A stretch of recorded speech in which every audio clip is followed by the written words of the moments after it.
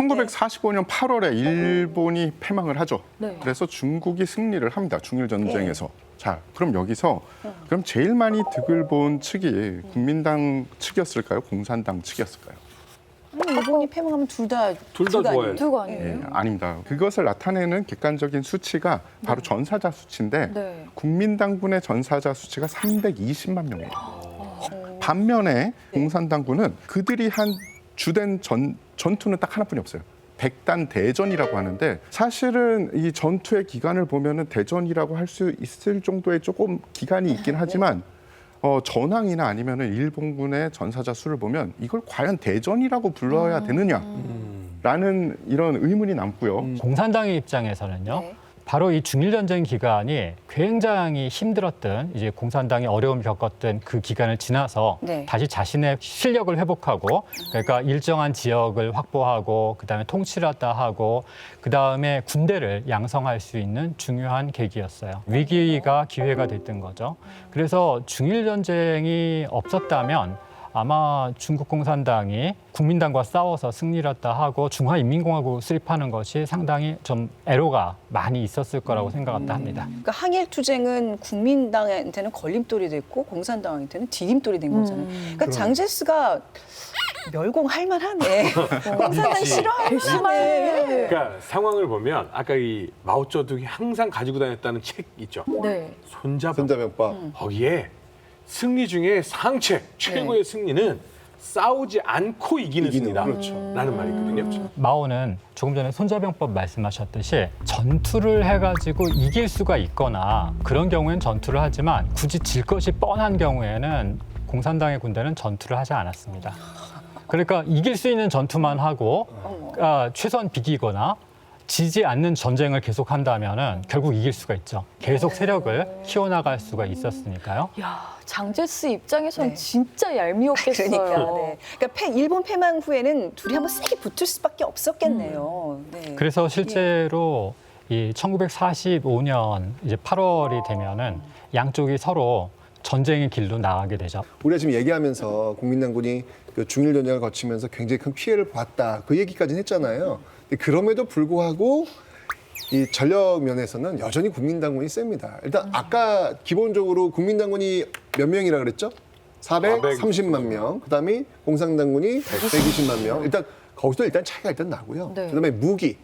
국민당군 같은 경우에는 미국 측에서 굉장히 최신식 무기를 계속 제공해주고 있기 때문에 정말 장착 막 이런 어떤 상황이었는데 이게 공산당군 같은 경우는 뭐냐면 그럴 수 있는 상황이 아니잖아요. 그러니까 싸우면서 노획하는 거예요. 노획하면서 여기 총 남기고 왔다. 이거 여기 기관총 남기고 자 그러다 보니까 어떻게 되냐면 브랜드가 다 달라요. 브랜드가. 다 다른 총 갖고 싸우고 있는 거예요? 그렇죠. 근데 육군만 봐도 이런데 더 결정적인 전력 차이는 공군과 해군 그리고 전차. 그러니까 기갑부대에 있었습니다. 국민당군 같은 경우에 보면은 공군 병력은 16만 명, 예, 약 900여 대의 항공기를 보유하고 있었고요. 2차 세계대전 당시에 영국군 주력 전투기였던 스피파이어, 모스키토뿐만 아니라 미군의 주력기인 P-47 썬더볼트 그리고 P-51 무스탕 등 아주 훌륭한 전투기를 가지고 있었고 B-24, B-25 같은 폭격기도 구입하거나 아니면 공유를 받아서 운영을 했습니다. 굉장히 럭셔리하게 지금 공군이 장착되어 있는데요, 지금요. 그죠. 네. 예, 지금 저 화면에 보이는 저 전투기가 바로 영국군의 주력 전투기 스피파이어인데요. 예, 보시기에도 유려하게 생겼죠. 맞아요. 예뻐요. 2차 세계대전에서 생산된 전투기 중에 가장 아름다운 전투기로 네. 꼽히고요. 그냥 아름답고 끝나는 게 아니라 전투력도 우수해서 영국 항공전에서 영국을 구한 전투기로도 유명하고 심지어 한국 전쟁에도 이 투입이 됐던 전투기입니다. 이 전투기는 P-51 무스탕이라는 전투기입니다. 무스탕. 예, 2차 세계대전 당시에도 나르는 캐딜락이라는 유명하죠, 그렇게 무스탕. 편하네요? 뭐 편안할 뿐만 아니라 힘도 좋고 뭐 상승력도 거대하고 좋고 막 힘이 좋다 이래. 네, 그냥 미국을 뜻하는 전투기라는 그런 의미가 있고요. 심지어 얼마 전에 개봉한 영화 탑건. 탑건에도 계속 1편, 2편 출연하는 그런 전투기 중에 하나죠. 반면에 반면에. 반면에. 공산군은 그럼 어떠냐? 네. 공산군은 비행기 몇 공군과 대입니까? 비행기 몇 대입니까? 비행기라는 게 거의 없다시피 했고요. 공군력이 없네요, 그러면 완전히. 그렇죠. 해군도 전투함은 거의 없다시피 했습니다. 그게 해군입니까? 예. 전투함이 없는데. 수영을 잘했어요. 비행기도 없고 배도 없는데 공군 해군이라고 부를 수 있을까요? 그리고 장제스는 이미 1930년대에 독일 군사고문단의 조언을 받아서 유럽제 전차들, 뭐 전차, 그렇지. 중전차는 없었고 네. 대부분 경전차를 구입을 해서 그것도 한 200여 대 정도나 구입을 합니다. 구입을 해서 기갑부대를 제대로 된 기갑부대를 편성을 해요. 반면에 그럼 또 우리 전차 몇 대입니까? 반면에? 반면 네. 나와요. 반면에 그럼 네. 공산군은 1945년 11월 전까지는 전차가 없었습니다. 뭐 있는 게 없네요, 거기는. 군대 맞아? 그러니까 1945년 11월에 구 일본군 기지에 있던 전차를 이제 노획하러 간 거죠.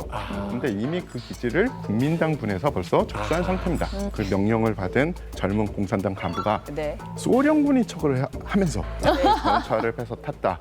그 102번 전차는 네. 자신과 자신의 소대원들이 몰고 나오고 101번 전차는 일본인 기술자들한테 거짓말을 해서 따라오라. 그런데 이 출입구를 나오면서 대각이 돼서 역전이 붙었는데 일본 기술자들이 몰던 전차는 자리에 주저앉았고 일본인 전차는 중국 공산당 부대까지 가서 첫 번째 전차가 됐다. 뭔가 전쟁 영화에서 나왔던 그 스토리를 그러니까요. 만든 만든 것 같은데요. 아무리 얘기가 봐도. 돼. 저는 아니 근데 근데 저 너무 탱크는 웃긴 뭔가요? 게 겨우 지금 그러면 뭐 훔쳐왔든 주워서 왔든 예. 한 대 있는 거잖아요. 그렇죠. 그때 당시에 동북 포병 사령관이 한 이야기가 또 진국입니다. 네. 당신은 전차 한 대를 가져온 것이 아니라 전차 대대를 가져온 것이요. 그래서 지원자들 30명을 모아서 전차 대대를 창설을 합니다. 야. 대대요? 예, 전차 대대인데 전차가 한 대. 아, 전차 앞에 한자를 뺐다. 전차 한 대. 네. 공산당 군 입장에서는 진짜 영웅 같은 예. 차겠어요. 영웅을 만들었네. 예. 아. 그래서 1949년 10월 1일에 중화인민공화국이 수립되는 개국 대전을 할 때 그때 열병식을 합니다. 중화인민공화국 최초의 열병식을 하는데 거기에 저 공신호를 비롯한 전차 대대가 참여를 하죠. 그러나 아무튼 이렇게 병력에서도 열세였고 무기에서도 열세였고 그래서 초반에 1946년, 47년 요 시기에 중국 국민당이 공세를 폈고 중국 공산당은 이제 후퇴를 하게 되죠.